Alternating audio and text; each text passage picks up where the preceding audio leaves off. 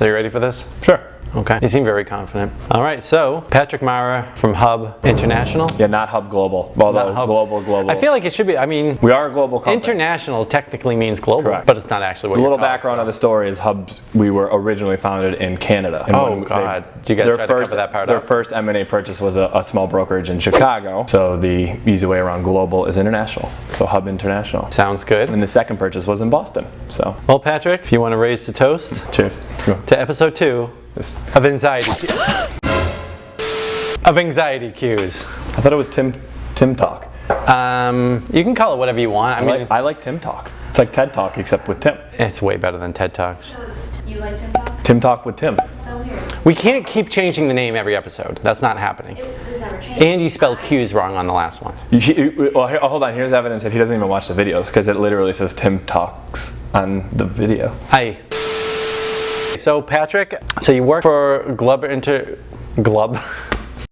You work for Hub International. Yeah. I guess the insurance market actually is interesting right now, very interesting right now, because we have lots of rates are skyrocketing right now. Mm-hmm. I know there's a big legal implication that's going on, that there's kind of like almost like a reframing of the industry. That's like going across the board, right? With all the carriers have to change the way they're doing things. So how did this, I guess, come to be? Correct. So the buzzword, the fun word that we've used now for about the past 18 months is we're in a hard market, meaning insurance carriers are firming up their renewal positions and charging more premiums, higher rates than that of when they were renewing in previous years. A couple different reasons. Underwriting losses. I have a couple notes here. You know, the average claim in 2001, as far as professional liability is concerned, paid out. So one single claim would pay out around $350,000. Fast forward to 2020, average claim was $650,000. So underwriters are having difficulties pricing in those considerations when, you know, whether it's physicians and surgeons, any of the rates across the MPL board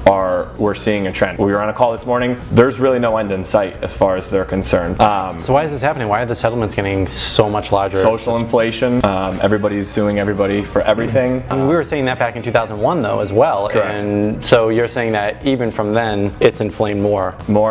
You know, you're just throwing me for a loop because that coffee cup, man, it's empty. I don't know what to tell you, but there's no coffee in there. Some people say half full. I'm sorry. Yeah, mine's always half empty according to my wife. But so does that now, because the settlements have risen up so much higher, does that now lead to less settlements actually being completed? Or are you still seeing it, like, are they fighting them more in court? Are they trying to go, like, our lawyers actually becoming more reasonably priced than going the settlement route? it's definitely different across the different lines of insurance. You know, Do you see more going to trial? we are seeing more professional liability claims going to trial. Doctors, you know, frankly, just don't want to settle a case, right? And that's the difference between some carriers have consent to settle clauses where the doctor needs to agree to settle the case in order for the carrier to do it. Some carriers don't have that and can just settle the case without your consent, which we don't like, right? So we are seeing more and more cases go to trial because doctors don't want them on their records. Obviously, doctors don't want anything to do with board settlements on their records. I guess one of my thoughts too is almost like sometimes I feel like there needs to be something that eventually pops bubbles. Correct. Or something that kind of disturbs the way the market's going. I remember like about 10 years ago or so, there was kind of like this movement to try to have more and I'm sure you're not going to advocate for this, but less of a interference coming from the attorney side and more of like having a doctor having conversations with the patient and saying and apologizing to them and saying and explaining things out, and that would yield to less likelihood of someone launching apologies. Versus not having any response from the doctor, having to go through the hospital process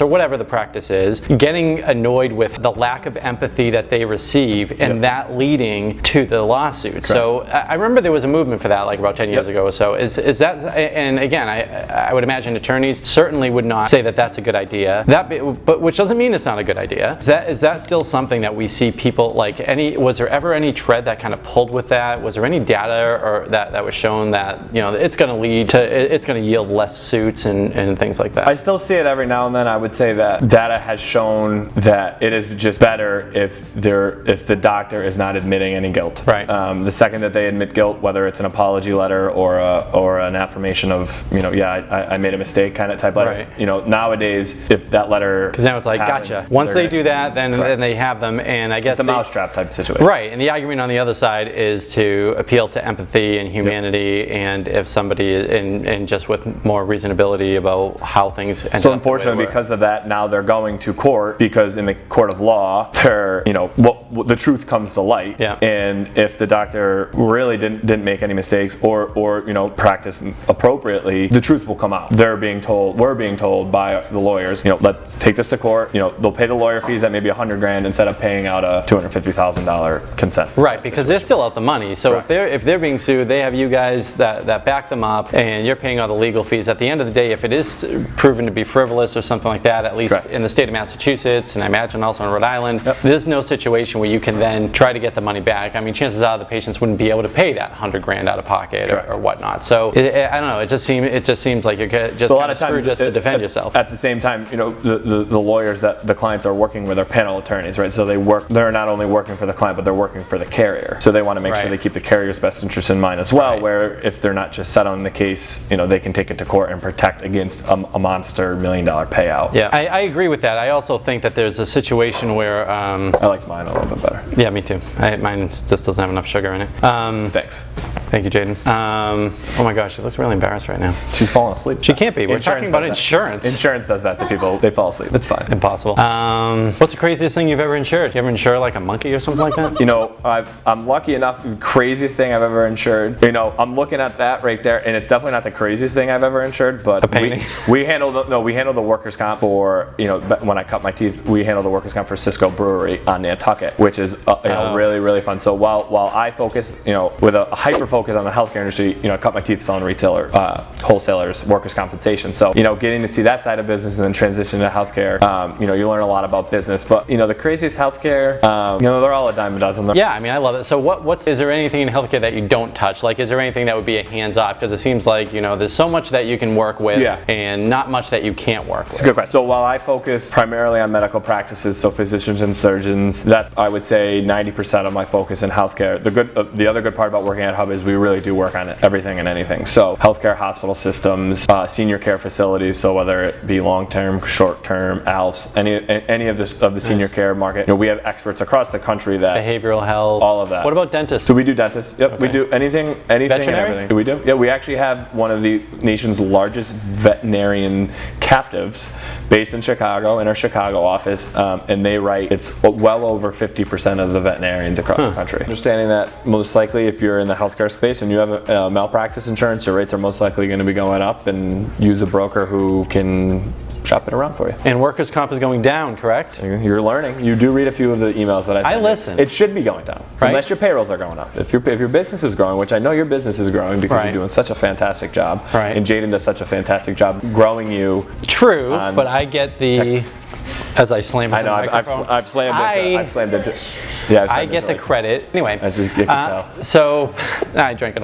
So anyway, so Patrick from Hub International, great. We've been working together for years and stuff like that. I can't even count how many dozens of clients of mine that he's taken care of. He takes care of my company. It's awesome working with Patrick. He is extremely responsive, one of the most responsive people that I know. So you better not change your role. Do not get promoted. So if you're on that, just start sucking a little bit so that you don't get promoted. I stay under the radar. You always want to stay under the radar. Pleasure having you. Yes, sir. Yes, sir. Thank you very much. We'll see you at the next Anxiety Cues. Tim Talk. It's not. It's called Tim Talk. It's called Tim Talk. Yeah.